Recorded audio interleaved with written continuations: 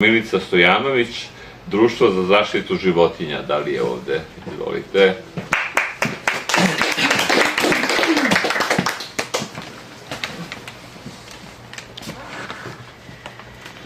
Društvo za zaštitu životinja.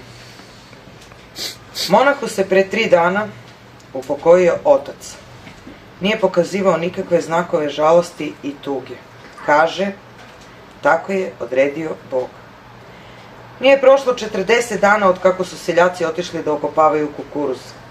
Umrla im je ćerka jedinica od nepoznate tropske bolesti. Kažu, postoji mogućnost zaraze, a kukuruz ne sme da propadne. Ti se ždereš kad ti se u akvarijumu izvrne ribica, plaćaš krematorijum za uginule pse i pačićima staješ na putu, dok vatrogasci vade podavljene mačiće. Ti se protiviš eutanaziji pobesnelih pasa i doniraš društvu za zaštitu životinja, a ne znaš da vrednost nečije smrti merilo je tvog ličnog raspoloženja. Jer otkud toliki sirevi na mišolovkama u tvom memljivom podrumu i trag krvi sa polomljenim nožicama na sveže okrečenim zidovima? Društvo za zaštitu životinja ne zna da nosiš bundu od kremiranih činčila i da je ikra najbolji izvor proteina.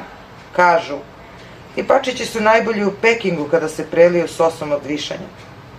Dok oplakuješ svoje kućne ljubimce i tetoviraš šapice oko ušiju, 6 male dece sedi za stolom i klati svoje nožice, dok se proja peče u rerni i dok se monah moli za spasenje svih nas.